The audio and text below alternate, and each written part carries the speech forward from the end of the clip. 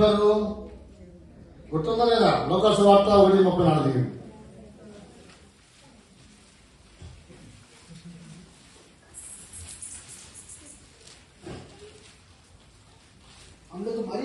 అందుకు మరియా నేను క్లారిటీగా చెప్తుంది దేవదూతకి, నువ్వు గర్భధారితో చెప్తున్నావు, నేను ఏ పురుషుడిని ఎరిగి ఉండలేదు. నేను ఎన్నో సంవత్సరాల నుంచి నేను పరిశుద్ధంగా పవిత్రంగా నా కన్యత్వాన్ని కాపాడుకుంటూ నేను అందరి ఎదుట యథార్థంగా జీవిస్తున్నాను సాక్ష్యంగా ఉన్నాను. నేను చదవండి. ఇది ఎలాగో జరుగుతుంది అనగా దూత పరిశుద్ధాత్మ నీ మీదకి వచ్చినప్పుడు సర్వోన్నతుడైన దేవుని శక్తి నిన్ను కమ్ముకుంటుంది. కాబట్టి పుట్టబో శిశువు పరిశుద్ధుడై దేవుని కుమారుడు అనబడతాడు. హల్లెలూయా, హల్లెలూయా. పుట్టబో కుమారుడు పరిశుద్ధుడై దేవుని కుమారుడు అనబడతాడు. ఎందుకంటే దేవుని శక్తి నీ మీద కమ్ముకుని. హల్లెలూయా. బైబిల్ చదవడం రాని కూడా మాట్లాడినప్పుడు మీరు పట్టించుకోవద్దు. పిచ్చివాడు. దేవుడు ఏం చెప్తున్నాడు? లోక జ్ఞానము దేవుని విపరీతనముతో సమానం. వాడు పిచ్చివాడు. సత్యము చెప్పినప్పుడు దాన్ని ఒప్పుకోని వాడు పిచ్చివాడు. యథార్థతను చెప్తున్నప్పుడు దాన్ని అంగీకరించిన వాడు పిచ్చివాడు. అందుకే దావీదు కీర్తన చెప్పాడు. మొదటి కీర్తన చెప్తున్నాడు, దుష్టుల ఆలోచన చొప్పున వాళ్ళ ఆలోచనలు దుష్టత్వం ఉన్నాయి. సాతాను వాళ్ళ యొక్క మనోరథాలు ఏం చేసింది? దుర్విధానం కలిగింది. కాబట్టి సత్యమేదో అసత్యమేదో వాళ్ళు గ్రహించలేని స్థితిలో ఉన్నారు. వాళ్ళకి కావాల్సింది పైసా, మనీ, లోకంలో ఉన్నటువంటి వాళ్ళకి కావాలి. వాళ్ళు మనకేం కావాలి? మనకు కూడా డబ్బే కావాలా? చెప్పండి. వాళ్ళతో మనం ఎదిపించమంటే మనం కూడా వాళ్ళు అనుసరించిన వాటిని అనుసరించినట్టే కదా. మీరు లోకంలో ఉన్నాను, లోకానికి వేరై బ్రతకమని చెప్తున్నాడు లేదు దేవుడు. మనం అనగడం వాళ్ళ. కాబట్టి వాళ్ళు వేసిన ప్రశ్నకు మనం సమాధానం చెప్ప అవసరం లేదు. వాళ్ళు వింటారంటే అప్పుడు తీసుకొచ్చి కూర్చోబెట్టి బైబిల్ మొత్తం చదివించాం. అప్పుడు ఖచ్చితంగా వాళ్ళే ఒప్పుకుంటారు. ఎవరితో వ్యాజ్యం ఆడద్దు, ఎవరితో వాదన ఆడద్దు, ఎవరితో మనం సమాధానం చెప్పాల్సిన అవసరము లేదు. మన దేవుడు సజీవుడు. హల్లెలూయా. ఎన్ని ప్రయత్నాలు చేసినా 2020 సంవత్సరాల నుంచి ఇప్పటికి కూడా ప్రకటించబడుతూనే ఇలాంటి వాళ్ళు ఎట్లాగో ఏమంటే అలెగ్జాండర్లు చాలా మంది వచ్చారు. ఫరో లాంటి వాళ్ళు, కైసర్ లాంటి వాళ్ళు, పిలాతు లాంటి వాళ్ళు, ఐగుప్తు రాజు కదా, ఎంతోమంది వచ్చారు, పోయారు.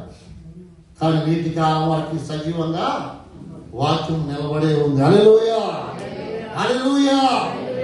శాపకందం ఇరు కాదండి, గర్జించు సింహంలా పడుతుంది. హల్లెలూయా, హల్లెలూయా. ఎవరు ఎన్ని తగలబెట్టినా కూడా మళ్ళీ మండుతూనే రగులుతూనే వస్తుంది రగిలించు ఆత్మ. అగ్ని జ్వాలలే కుమ్మరించబడిన ఆత్మ నేటికి అనేకుల మీద కుమ్మరించబడుతుంది. గ్రహించుతున్నాను. ఎవరో చెప్పిన వాడికి భయపడుతున్నా. సాతాను కుయుక్తిగా పలికిన మాటలకు భయపడుతున్నా. చూడండి, పాప సహితుల్లో నుంచి పాపరహితుడు పుట్టగలిగిన ఎంత మేలు. అంటే ఆ కాలంలో యోబు జీవించిన కాలంలో ఎవరు పుట్టి ఉండలేదు. అప్పుడు ఆయన ఆశపడుతున్నాడు, ఆయన కోరుకున్నాడు, అయ్యో నాకు ఈ టైంలో నా పాపం నుంచి విడుదల చేయడానికి, నన్ను ఈ పాపంలో నుంచి, జన్మ పాపంలో నుంచి, ఈ కర్మ పాపంలో నుంచి విడుదల పొందడానికి దేవుడు పాప రహితుడుగా ఎవరైనా ఉంటే నాకు ఎంతో మేలు జరిగేది. హల్లెలూయా. 2 కొరింథీ పత్రిక 4వ అధ్యాయం 16వ వచనం చదువు.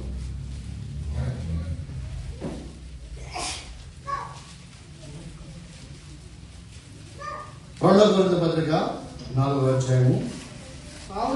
కావున మేము అధైర్యపడము, మా బాహ్య పురుషుడు కృషించుచున్నాను, ఆంతర్య పురుషుడు దినదినము నూతన పరుచుతుంది. హల్లెలూయా. బాహ్య పురుషుడు అంటే తెలుసమ్మా, మీరు కూడా బాహ్య పురుషులే. ఇక్కడ ఉంది లింగభేదం, అక్కడ ఉందా? ఎవరైనా చెప్పగలుగుతారా లింగభేదం ఉందని? దేవతలో లింగభేదం ఉందా? హల్లెలూయా. అందుకే లోతు కాలంలో వచ్చింది పురుషుడే. ఎవరు ముగ్గురు వచ్చింది పురుషులేనా కదా, కానీ వాళ్ళని కూడా వదిలిపెట్టబడుతుంది లేదా తమ సుగమగా. ఎందుకని? దేవదూత కోరిక. లింగభేదం లేదు, చూడడానికి అందంగా ఉంది, చాలా దేవదూతలు ఎలా ఉంటారండి? మహోన్నతంగా ఉంటారు. నీవు దేవుళ్ళు సంపూర్ణంగా విశ్వాసంతో సంపూర్ణ ఆత్మీయ జీవితంతో ఉంటే నీ ముఖము దేవదూత ముఖం వల్ల కలుగుతుంది. మరియమ్మ 40 మంది కన్యకల్లో దేవుడు ఎదురు చూస్తే మరియమ్మ ఒక్కటే పవిత్రంగా కనబడింది.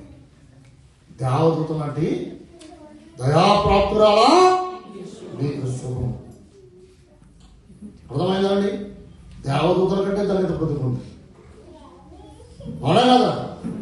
ఈ కాలానికి ఈ నేటికి కూడా చాలా మంది దేవతలను ఎవరైనా పూజిస్తున్నారా?